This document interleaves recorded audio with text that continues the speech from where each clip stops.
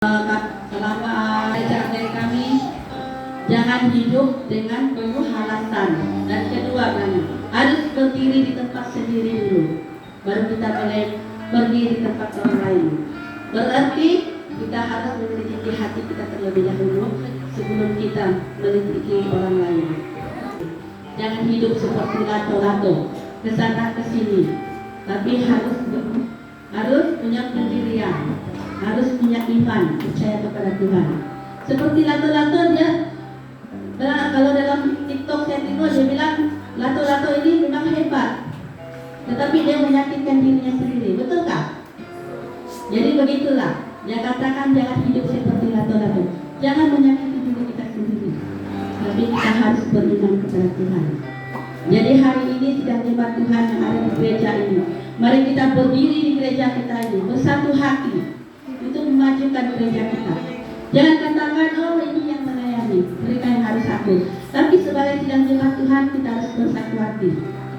Karena tanpa kesatuan sidang jemaat dan juga kita punya pastor-pastor, pasti kita tidak akan dapat mendirikan umat Tuhan. Betulkah? Tapi tujuan kita mendirikan umat Tuhan di gereja ini, di tempat ini, kita mau bersatu hati, saling membantu, saling melayani dan saling menguatkan. Betulkah? Jika ada yang sakit, kita doakan. Jika ada yang lemah, kita kuatkan. Jangan kita lemahkan ya. Sudah dia salah, kita salahkan lagi dia. Betul kan? Semakin dia salah, kita harus menyadarkan dia. Ingat ya, sebenarnya saya berdiri di sini bukan saya bilang saya hebat. Kadang-kadang saya ada kelemahan juga. Betul. Saya ada kelemahan. Kadang-kadang ada masalah saya tidak boleh beritahu dengan keluarga saya. Saya harus tidak. Berkatilah orang yang mengandalkan Tuhan, yang menaruh harapannya pada Tuhan. Sekali lagi, 1, 2. Berkatilah orang yang mengandalkan Tuhan, yang menaruh harapannya pada Tuhan. Amin.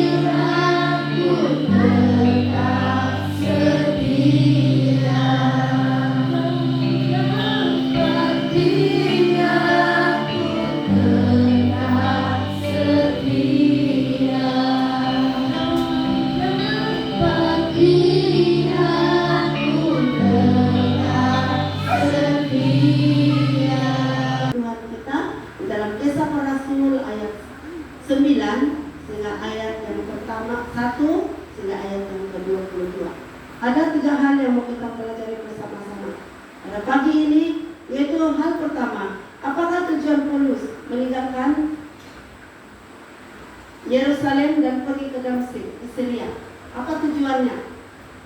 Di dalam ayat 1 hingga ayat yang kedua, apa tujuannya meninggalkan Yerusalem itu? Kita lihat di situ. Yang pertama, Paulus mendengar tentang sekumpulan Kristen. Dan Paulus kedua tujuannya adalah Paulus ingin menangkap mereka. Mereka itu siapa? Adalah orang-orang Kristen itu. Pertama, dia mendengar tentang sekumpulan Kristen. Dan apa tujuannya setelah dia mendengar itu? Dia pergi ke Damsyik adalah tujuannya untuk menangkap mereka. Kenapa dia menangkap mereka? Karena Paulus sangat tidak suka dengan orang Kristen. Kamu ingat Stefanus? Kenapa Stefanus mati? Dilempar batu sampai mati. Kenapa? Karena dia memberitakan Injil, kan? Karena dia memberitakan Injil tentang keselamatan, tentang Tuhan. Oleh sebab itu orang-orang di Yerusalem itu mereka melempar Stefanus sampai mati. Karena mereka tidak suka dengan orang-orang yang memberitakan Injil. Oleh sebab itu, pada masa itu, Saulus juga ada di masa itu, di tempat itu. Dia melihat kejadian itu, tetapi dia sendiri adalah orang yang menganiaya. Lebih lagi Saulus, dia seorang yang sangat jahat. Dia membunuh orang-orang Kristen dengan tidak ada belas kasihannya. Kalau kamu nampak orang-orang di luar sana, jahat ini. Siapa yang jahat? Orang di luar sana ataupun orang si Saulus ini? Kalau kamu bandingkan, orang yang hanya bercakap-cakap dengan kamu, ini sian begini, ataupun yang orang yang memang ganas dan membunuh, mana kamu tidak suka? Kamu akan melihat orang yang membunuhan, orang ini tidak ada belas kasihannya. Saulus tidak punya belas kasihan dalam hatinya. Dia membunuh. Kamu lihat apa yang dikatakan oleh firman Tuhan di situ di Mesir itu, dia membunuh, dia menghambakan perempuan, dia membunuh anak laki-laki, bayi-bayi itu pun dibunuhnya semua sebab dia tidak mau ada keturunan orang Israel berada di Yerusalem itu. Tetapi dalam hal yang kedua, apa yang berlaku kepada Paulus? Kita lihat dalam ayat yang ketiga dan ayat yang keempat tadi, apa yang terjadi kepada Paulus, kepada Saulus. Matahari itu memancar sangat terik sekali dan membuatkan mata Saulus sakit sehingga matanya menjadi apa? Menjadi buta. Dia tersungkur, lalu waktu dia bangun dan melihat, dia membuka matanya, dia tidak melihat apa-apa. Apa yang dikatakan di situ? Paulus mendengar apa yang setelah dia buta itu, apa yang didengar? Siapa yang berseru dengan dia? Dia pun tidak tahu kan siapakah orang itu. Apa yang ditanya? Siapakah engkau? Dia bilang kan di situ. Kalau dia orang jahat, dia kenal Tuhan kan? Dia tidak kenal Tuhan. Oleh sebab itu dia berkata, siapakah engkau? Dia bilang kan? Tetapi apa kata Tuhan? Aku Yesus. Dia bilang yang engkau aniaya itu. Tetapi di dalam firman Tuhan ini menyadarkan Saulus tentang bagaimana dia harus mengendalikan hidup dia untuk dipakai Tuhan. Kita lihat Paulus mendengar suara yang berkata, Paulus, mengapa kamu membunuh aku? Ayat yang ke-4 seperti itu. Paulus bertanya, siapakah suara itu? Lalu katanya, aku Yesus. Ayat yang kelima, aku Yesus, bilangnya. Tetapi lalu Yesus menyuruh Paulus pergi ke Damsyik untuk bertemu dengan seorang Kristen yang bernama siapa? Siapa? Ananias. Kamu ingat? Ini muda-mudi kalau kamu kemah ditanya kamu itu. Kalau ada kuis Alkitab, kamu ditanya siapakah orang yang menumpang tangan dengan si Paulus, nanti kamu bilang si Yakobus, salah. Nanti kamu bilang si Ayub, kamu bilang salah itu. Siapa namanya? Ananias. Siapa? Ananias. Ananias, ingat kan? Nanti dalam mana kamu muda-mudi. Kamu ingat siapakah yang menumpang tangannya kepada Paulus? Siapa? Kalau bilangnya Paulus atau Saulus kan sama aja itu namanya. Saulus itu dia sebelum menerima Tuhan Yesus. Dan setelah dia menerima Tuhan Yesus, namanya sudah diubah menjadi Saulus. Jangan kau bilang, si Saulus, kau bilang salah. Kamu bilang bukan, sama juga itu. Diterima juga tuh oleh orang yang mengasih bagi kamu kata-kata itu.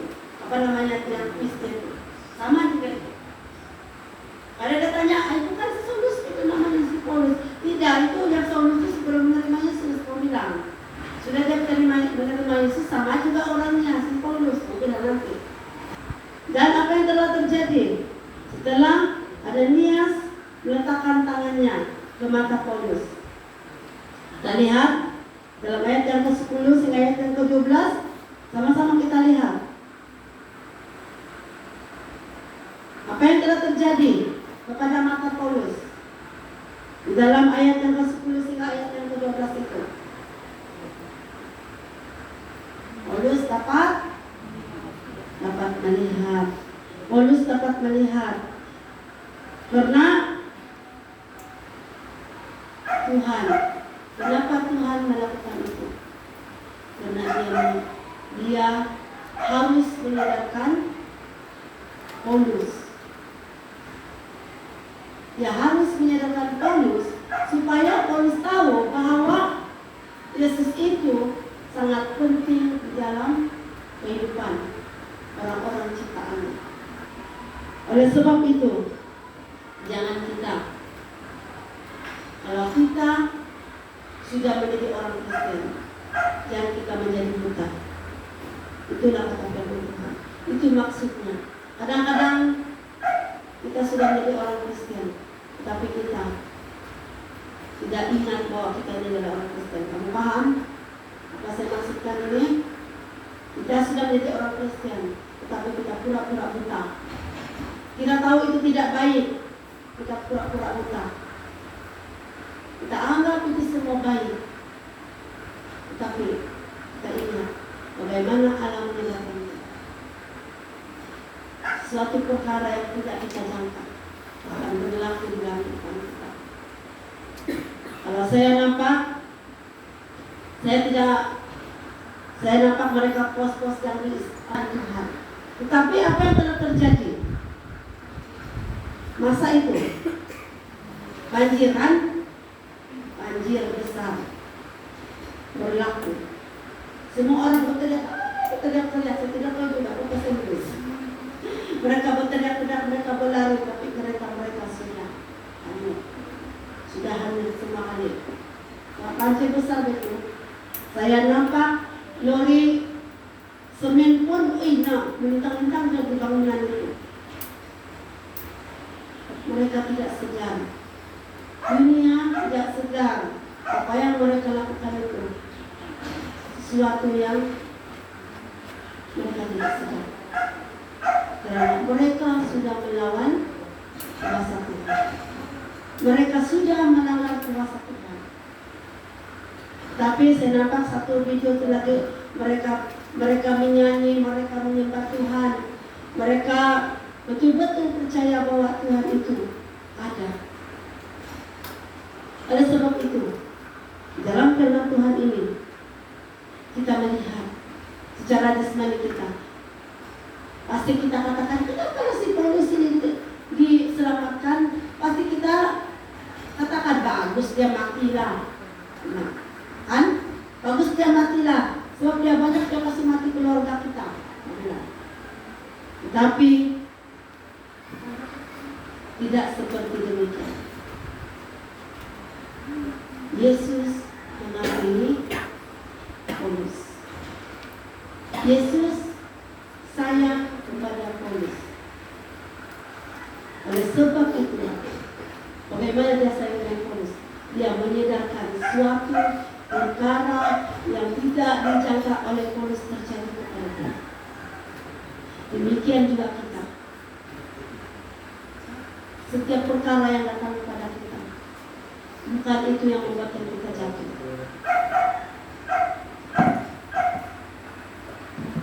Dan saya percaya, setiap kali kita mendengar ceramah, setiap kali kita mendengar khotbah, dia akan menyedarkan hati kita. Mungkin betul kita tidak punya apa-apa di depan kita.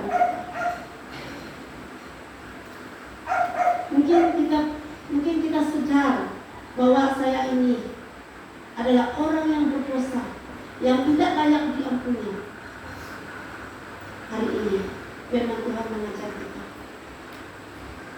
Kita bukan orang yang masih hidup di dalam dosa, tapi kita adalah orang yang telah ditebus oleh Tuhan melalui darahnya.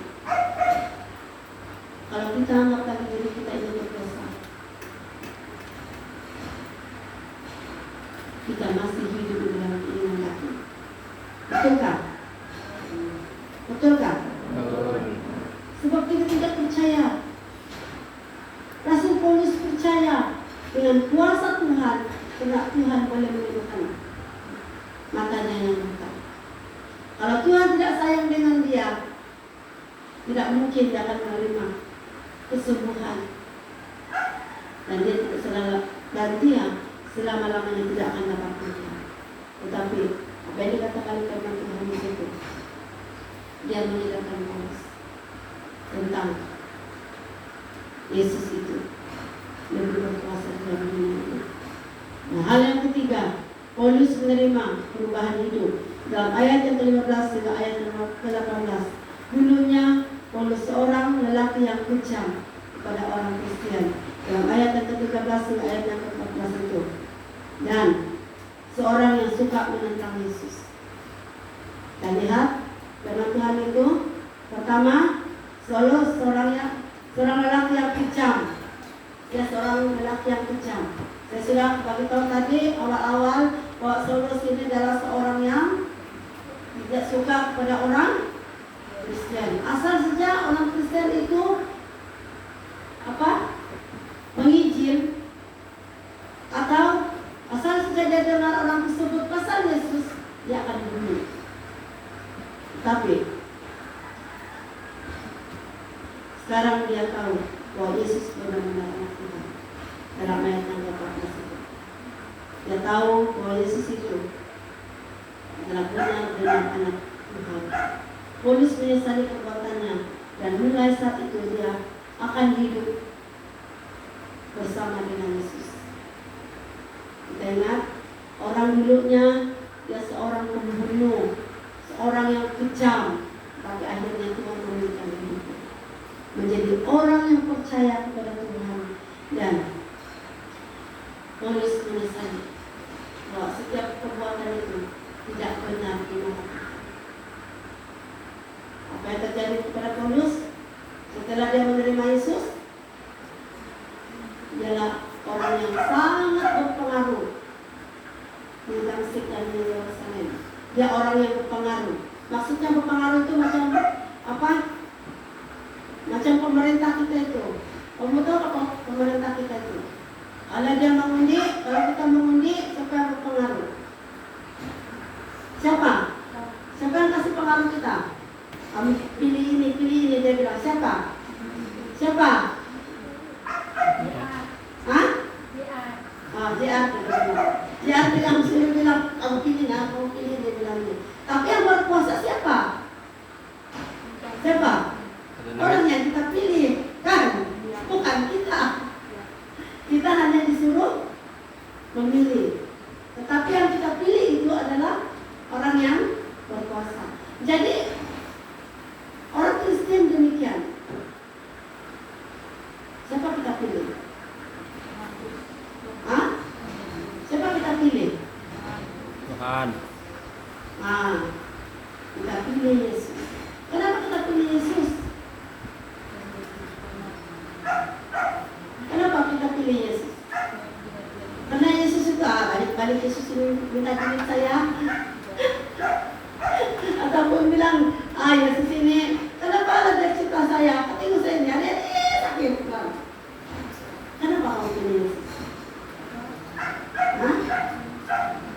Atau kamu bilang, Yesus ini memisahkan saya sejak kenapa? Hah? Sebab dia memilih saya untuk benar. Kenapa dia memilih kita? Karena kita orang jahat, kan? Betul kan? Kenapa dia memilih kita? Kita orang jahat. Itulah Tuhan utus kita. Kenapa Tuhan pilih kita? Sebab kita orang jahat. Siapa sih yang baik? Angkat tangannya. Siapa sih yang baik? Tiadaan. Pada mulanya kita adalah orang yang jahat. Kan? Kalau kita marah, Tuhan itu tidak baik. Kan? Kita orang jahat. Dia suka menyangkal Yesus. Kita suka marah Yesus. Kita bilang apa? Bilang sepah-sepalan. Kalau kita ada masalah, dia bilangnya kita tunjuk Tuhan. Kamu ingat kayak yang dia bilangnya yang apa? Percobaan itu di Taman Eden. Kamu tahu kan? Kamu ingat ke cerita sepah-sepalan tentang firman Tuhan itu? Dia bilangnya waktu perempuan itu makan itu buah larangan itu. Padahal bilang Tuhan, di taman ini kamu boleh makan buahnya. Hanya pokok di tengah-tengah ini buahnya tidak boleh kamu makan. Tetapi si manusia tidak dengar. Lalu iblis itu bilang, kamu makan. Ini ceritanya. Bilangnya sama perempuan itu buah, dia bilang, kau makan saja di buah. Kamu tahu mana baik, mana tidak baiknya. Sekarang ini kamu tidak makan, kau tidak tahu. Dia bilang, ya kan? Ceritanya masa sekolah minggu kita tahu juga ceritanya. Lalu si wanita ini diambil itu buah, dia makan disukai. Lalu datang si manusia ini. Dia bagi lagi dengan si manusia. Lalu Yesus datang. Mereka bertakut. Mereka bersembunyi kan di balik pokok, di balik daun itu. Bilang Tuhan, Adam, di mana kamu? Dia manusia, di mana kamu? Dimana kami di dalam, kami bersembunyi di balik daun ini. Kenapa kamu bersembunyi di situ? Sebab kami sudah makan buah larangan itu. Jadi itu cerita firman Tuhan. Cerita pastapalan, dia bilang, dia tanya itu si manusia, kenapa dia berbuat dosa? Dia bilang, apa dia cakapnya? Ini, dia bilangnya, ditunjuk dengan perempuan itu. Ini bilangnya, pasangannya kau bagi dengan aku. Dia yang bagi dengan saya. Tapi bilang perempuan itu, bukan, dia bilangnya, si ular, dia bilang. Si ular yang jadi manusia. Si ular ini dia bilang, dia yang menggoda saya. Dia bilang. Jadi dia bilang sekali yang ular itu siapa lagi menggodanya? Tidak sejak itu. Si perempuan, si manusia dengan si ular. Tetapi si ular begini. Bingungnya, tiada catatan. Itulah dia bilangnya. Kamu tahu kenapa? Seringkali manusia saling menuduh. Saling menuduh. Padahal semua juga buat dosa. Itulah kata firman Tuhan. Jadi di dalam firman Tuhan itu mengajar kita. Jangan kita bilang, ih siapa Pak? Siapa? Bilang. Padahal yang bilangnya siapa? Diri kita sendiri. Memang betul kata pemimpin. Kita harus menyelidiki hati kita. Belajar daripada diri kita sendiri. Baru kita boleh mengajar orang lain. Dia bilang, walaupun itu pastor, dia bilangnya, kalau dia pun dia bilangnya tidak mengajar dirinya sendiri, dia bilang, dia tidak boleh mengajar orang lain. Jadi kita harus sama-sama belajar. Pastor kalah dengan saya tidak tahu, dia bilang.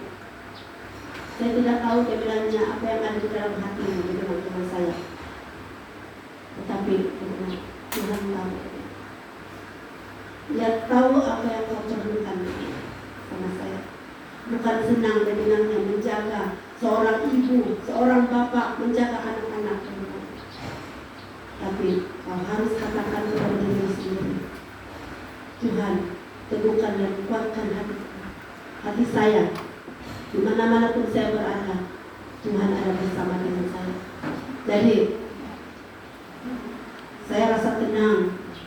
Saya tahu Tuhan itu baik bagi saya. Jadi saya mendorong kita pada hari ini. Walaupun kita mengalami masalah, cabaran dalam kehidupan kita, kita letakkan tangan kita di dada kita dan kita berkata, Tuhan, kuatkan dan teguhkan hati saya. Saya percaya dimanapun saya berada, Tuhan ada bersama-sama dengan saya. Kamu lakukan itu, kamu akan tenang. Oleh sebab itu, kalau Saulus mendengar Paulus adalah orang yang sangat kejam, tetapi dia menurut apa yang telah Tuhan perintahkan kepada dia, sehingga dia sanggup untuk berhadapan dengan Saulus dan meletakkan tangannya di matanya, sehingga Saulus menjadi dapat melihat semula. Oleh sebab itu, Tuhan melihat hati kita. Kesimpulan firman Tuhan kita pada pagi ini, pertama, itu kita harus utamakan Yesus dalam kehidupan kita. Kedua, kita harus menduakan itu. Kedua, yaitu pekerjaan dan keluarga. Saya bilang, masih pastor kalah, saya tahu istri saya ini, dia tidak akan menemukan saya dengan. Tapi saya setuju dengan dia bilangnya, kalau dia menomorsatukan Tuhan dalam kehidupannya, dia. Jadi maksudnya dia tidak apa namanya kalau yang kawin kasih apa namanya itu. Kalau satu orang dikasih kawinnya dua, itu namanya itu mutafir, itu apa namanya? Dia tidak akan begitu, tapi dia mengajar kita untuk menomorsatukan Tuhan dalam kehidupan kita. Baru pekerjaan, keluarga kita, dan orang-orang di sekitar kita. Sebab kalau kita menomorsatukan orang yang kedua, orang yang ketiga itu, tidak mungkin kita akan menerima berkat. Tidak mungkin hidup kita akan aman. Tapi kalau kita menomorsatukan Tuhan dalam kehidupan kita, pasti Tuhan akan melindungi kita. Pasti Tuhan akan memberkati kehidupan kita. Dan apa yang dikatakan di situ harus menjadi diri kita sendiri dan bukan orang lain. Apa dikatakan waktu muda-mudi itu? Siapa ikut apa? Kebaktian muda-mudi itu? Apa yang dikatakan di situ? Oh, muda-mudi pun lupa juga. Dia bilang, yang si pengkhotbah bilang, kadang-kadang anak-anak muda sekarang dia bilangnya, kalau sudah ada rambut saya bilangnya, dia ikut macam orang Korea dulu. Dia mau style Korea juga dulu. Kalau dia bilangnya rambut itu sudah hitam, dia bilang, ya kasih warna lagi, dia bilangnya macam itu. Bilangnya ditunjuk yang pemudi yang perang rambut itu, rambutnya perang, dia bilang, bukan lagi dia macam Segan lagi bercakap. Dia bilangnya macam orang Korea. Rambutnya sudah cantik, dia bilang. Dia kasih warna lagi perang macam itu, dia bilang. Terus kami diam-diam saja. Sebab tidak ada juga yang tidak rambut yang masak di sana pun. Semua juga hitam rambut, jadi tidak juga ambil macam kena. Tetapi memang tunjuknya ke perempuan ini macam dia, dia bilang. Jadi bilangnya, kamu harus menjadi diri kamu sendiri dengan jangan mau menjadi orang lain. Nanti orang itu buat jahat, dia bilang kita pun buat jahat, dia bilang. Kamu tahu dulu saya dibilangnya bukan orang yang baik, dia bilang. Kan? Betul? Kan? Dia bilangnya saya bukan orang baik. Saya adalah kumpulan gangster, ketua kumpulan gangster, dia bilang. Tapi bilangnya syukur sekarang saya sudah menerima Yesus. Sempat saya menerima Yesus. Kalau saya masih lagi kutuk Yesus, memang saya mati. Dikuruyuk orang. Nah, kesaksiannya seperti Rasul Paulus. Rasul Paulus ini dia membunuh orang Kristen. Yang lainnya si pastor Padang ini dia hanya ketua gangster. Tetapi dia tidak membunuh orang Kristen. Tetapi dia bilang, syukur saya sempat menjadi orang Kristen. Dan dia sudah melayani Tuhan. Kalau tidak, dia akan mati. Jadi satu dorongan kita bersama ini, jangan kita menjadi orang lain. Apa orang buat itu juga kita buat. Kadang-kadang anak kita boleh, kita juga mesti begitu. Kenapa saya tidak boleh? Dia mau jadi orang lain, dia tidak mau jadi diri sendiri. Dia tidak mau orang lain itu menjadi dirinya. Dia mau dirinya menjadi orang lain. Kan? Ramai muda-mudi sekarang begitu. Kalau dia nampak orang begini, aku mau juga itu. Kenapa dia boleh, saya tidak boleh? Kan? Muda-mudi. Kalau mama, bapak-bapak ada begitu. Adalah. Tetap mengutamakan Tuhan depan kita bersama-sama. Saya tahu apa yang cakap saya itu adalah iklan, tapi itu adalah kebenarannya. Kalau saya hidup dengan kebohongan, selama-lamanya akan menjadi seorang yang pembohong dengan ceramah itu. Jadi belajarlah untuk menjadi seorang yang tetap menyerahkan Tuhan kepada Kristus. Mari kita dalam kesempatan ini kita untuk tetap mengandalkan Tuhan, percaya kepada Tuhan. Karena hanya iman percaya tidak kepada Tuhan yang menyelamatkan kita. Amin. Mari kita menyanyikan Tuhan dengan pujian hanya dekat kasih-Mu.